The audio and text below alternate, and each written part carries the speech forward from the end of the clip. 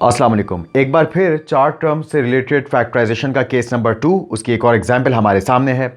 और आप जानते हैं कि इसमें हम सबसे पहले ढूंढते हैं कि कोई दो टर्म्स अगर परफेक्ट स्क्वायर हैं या कोई दो टर्म्स अगर परफेक्ट क्यूब हैं तो हम उनको एक साथ लिख लेते हैं और बाकी दो टर्म्स को अलग करके लिख देते हैं।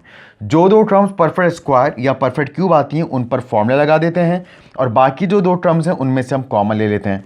और उसके बाद फिर यहाँ पर जब आपके पास क्वेश्चन दो टर्म्स में कन्वर्ट हो जाता है तो फिर जो सेम ब्रैकेट होता है वो हम कॉमन लेते हैं और ये हमारी फैक्टराइजेशन कंप्लीट होती है। तो यहाँ चेक करते हैं कि कोई हमें परफेक्ट स्क्वायर या परफेक्ट क्यूब मिल रहा है। तो फर्स्ट टर्म अगर आप देखें तो ना परफेक्ट स्क्वायर है ना ही परफेक्ट क्यूब है। ये टर्म अगर आप देखें तो ये परफेक्ट स्क्वायर है क्योंकि 16 का स्क्वायर रूट 4 होता है और n स्क्वायर n की पावर इवन है। 12mn स्क्वायर ये बिल्कुल भी परफेक्ट स्क्वायर नहीं है और m स्क्वायर ये परफेक्ट स्क्वायर है क्योंकि m की पावर इवन है। तो कोई भी variable with even power perfect square होता है। तो अब यहाँ पर हम सबसे पहले दोनों ही परफेक्ट स्क्वायर्स को एक साथ लिख लेते हैं। तो यहाँ पर सबसे पहले हमारे पास आ गया ये प्लस वाला परफेक्ट स्क्वायर m स्क्वायर और फिर ये माइनस वाला परफेक्ट स्क्वायर 16n स्क्वायर और उसके बाद ये बाकी जो दो टर्म्स हैं इनको हम एक साथ लिख लेते हैं 3m square n plus 12mn square. अब आप जानते हैं जो दो टर्म्स परफेक्ट स्क्वायर होती हैं उन पर तो फॉर्मूला लगता है और यहाँ क्योंकि दोनों परफेक्ट स्क्वायर्स के दरमियान में माइनस साइन है इसलिए यहाँ पर हम दोनों ही परफेक्ट स्क्वायर्स को होल स्क्वायर में लिखने के बाद एक बार प्लस करके एक बार माइनस करके लिखेंगे, यानी कि यहाँ हम ए स्क्वायर माइनस बी स्क्वायर का फॉर्मूला अप्लाई करेंगे। तो यहाँ पर आपके पास दो होल स्क्वायर्स आ गए। पहले होल स्क्वायर में फर्स्ट टर्म का स्क्वायर रूट m की पावर 2 का स्क्वायर रूट m की पावर 1 होता है, 16 का स्क्वायर रूट 4 होता है, n स्क्वायर का स्क्वायर रूट n होता है। यूँ आप देख सकते हैं हमने दोनों ही टर्म्स के स्क्वायर रूट्स होल स्क्वायर्स में लिख दिए हैं और तैयार हो गए हम ए स्क्वायर माइनस बी स्क्वायर का फॉर्मूला अप्लाई करने के लिए। रही बात मजीद आगे की दो टर्म्स की तो यहाँ से हम कॉमन लेंगे।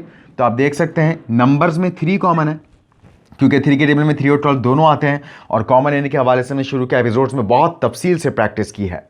अब यहाँ पर वेरिएबल चेक करते हैं तो m भी कॉमन है और n भी कॉमन है। m की कम से कम पावर 1 है और n की कम से कम पावर भी 1 है, यही वजह है कि mn कॉमन आएगा। और अब जो बचेगा वो हम यहाँ लिखेंगे।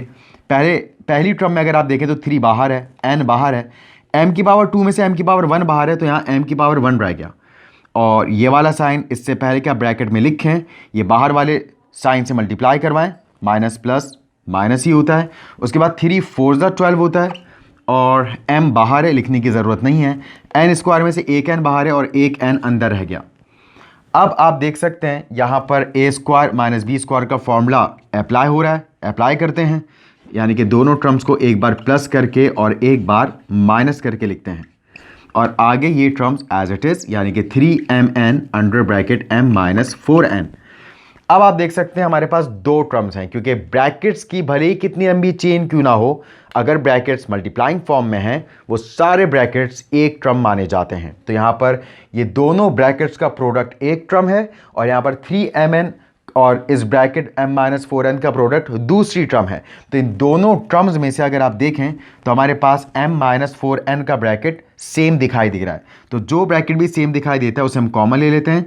तो यहाँ पर m माइनस 4n का ब्रैकेट कॉमन आ गया और अब हम एक और ब्रैकेट लगाएंगे और उसमें बची हुई टर्म्स लिखेंगे। तो ये ब्रैकेट बाहर आने के बाद यहाँ रहेगा हमारे पास m प्लस 4n और इसको ब्रैकेट में लिखने की ज़रूरत नहीं है क्योंकि हम ऑलरेडी एक ब्रैकेट लगा चुके हैं। और फिर प्लस साइन है, ये प्लस साइन यहाँ लिखा क्योंकि बाहर जो हमने कॉमन लिया उसके साथ भी प्लस है, प्लस प्लस प्लस ही होता है।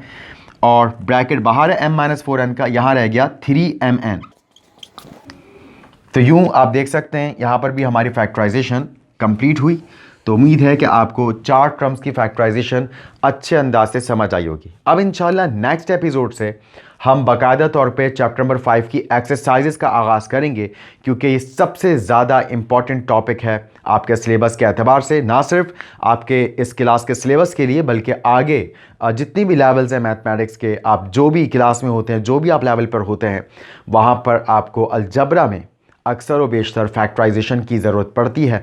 तो जितना स्ट्रॉन्ग आपका कॉन्सेप्ट होगा इस फैक्टराइजेशन से रिलेटेड, उतना आसानी से आप आगे की मैथ्स समझ सकेंगे। इंशाल्लाह मिलते हैं नेक्स्ट क्लास में बुक की एक्सरसाइज के साथ। तब तक के लिए अल्लाह हाफ़िज़ एंड टेक केयर।